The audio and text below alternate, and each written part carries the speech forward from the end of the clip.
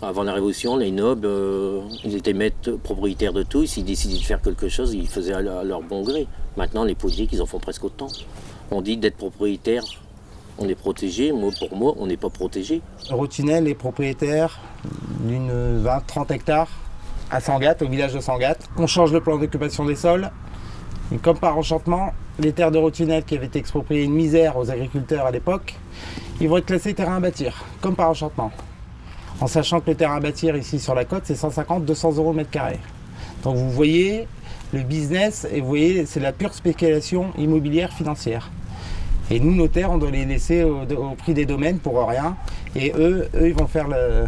Donc on trouve ça honteux, lamentable. J'ai une vingtaine d'hectares qui sont concernés, qui vont être pris dans l'emprise du golfe. Je vais perdre 5 hectares de parcelles, mais bien sûr, c'est mes 5 meilleures parcelles, parce que le golfe se fait sur les meilleures parcelles de Sangatte. Pour moi, ça va corps. Mais ils parlent de fermer des coopératives. Ils vont les délocaliser. Parce que ça sera plus rentable de laisser 2 personnes dans une coopérative, dans un silo, parce qu'il n'y aura plus assez de terres agricoles dans le secteur. Dans le Calaisis, quand Eurotunnel a fini tous ses travaux, ils ont encore plein de zones en friche. Pourquoi ils n'ont pas été faire un golf sur leur friche? Non, on reprend des bonnes terres. Alors, pour eux, les terres, c'est à eux. C'est inadmissible. Sur les hauteurs, c'est pas cultivé.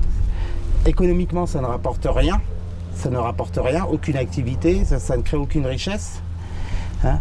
Il y a toutes les terres de marais dans le fond, c'est pareil, ce sont des pâtures qui ne rapportent rien économiquement. Et ben ça, on n'y touche pas. On prend les bonnes terres agricoles, hein, qui créent de la richesse dans l'économie de la région. Hein. Et pourquoi on prend pas les terres tout en haut? Parce que c'est classé Natura 2000. Et il est vrai que c'est beaucoup plus important une espèce de grenouille ou une petite fleur que sais-je laquelle, hein, que l'économie et de faire vivre du monde et du personnel. Pourquoi que le golfe de Sangatte va marcher, que dans la région Nord-Pas-de-Calais, si mes souvenirs sont bons, il y en a une quinzaine, et tous sont en mauvaise posture. Financièrement, c'est pas rentable un golf. Pourquoi celui de Sangatte va marcher que les autres ils marchent pas? L'emprise foncière, elle démarre d'ici, les maisons, vous voyez, d'accord. Et donc ils prennent toute la meilleure plaine là, donc, que vous voyez là, tout le fond de plaine, donc un peu plus de 120 hectares jusqu'au village de Sangatte. Donc toute cette superficie là que vous voyez au loin là, tout ça c'est pour le golf. En sachant que ça c'est les meilleures terres du village et que ce sont toutes les terres irriguées. Parce que moi j'ai installé il y a 10 ans l'irrigation, des systèmes d'irrigation, tout ça on n'en parle plus. Tout ça c'est balayé d'un coup de crayon. Le préfet arrive, fait une DUP, et bien, tout notre bien il disparaît. D'un claquement de doigts, ils peuvent tout prendre. Quand vous voyez qu'un maire, s'il y a une maison à vendre dans un village, il a le droit de préempter. Ils ont tous les pouvoirs. On ne peut plus lutter. Les politiques, ils ont trop de pouvoir. Et 3/4 des villageois de Sangatte sont pour ce projet parce qu'ils pensent que leur maison individuelle va prendre de la valeur. Hein. Mais par contre, quand je leur dis que je suis contre le projet, que je leur dis si nous demain le projet de golf on vous dit on vous prend votre maison, est-ce que vous serez encore d'accord? Là il n'y a plus personne de d'accord. Hein.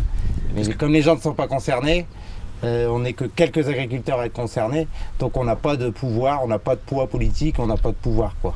Maintenant on s'occupe plus du monde agricole. Électoralement, vu qu'on est de moins en moins nombreux, on ne représente plus beaucoup de voix. Donc les politiques ils disent on a besoin de terres agricoles, on ne s'embête pas avec nous. On fait une DUP et on prend. Alors qu'on dit qu'il faut arrêter de prendre des terres agricoles parce que la population mondiale n'arrête pas d'augmenter. Depuis quelques années, les prix des matières premières agricoles se mettent à flamber. Pourquoi? Parce que bon, il y a des problèmes climatiques, la consommation mondiale augmente, mais on continue à prendre des terres agricoles, que ce soit dans n'importe quel pays, n'importe quelle région. On fait vivre toute une économie, on a du personnel, demain on nous enlève nos terres, tout ça, ça devient quoi? Moi les banques, je continue à les rembourser, et si j'ai plus de terre pour produire, je fais comment? 1 million d'euros, c'est au bas mot. On est plus près de 2 millions d'euros d'investissement. Il y a 5 salariés toute l'année, on emploie des saisonniers, on fait vivre toutes les entreprises autour, et économiquement, c'est pas neutre. Hein, et donc, c'est un fiasco total, et c'est une spoliation de biens.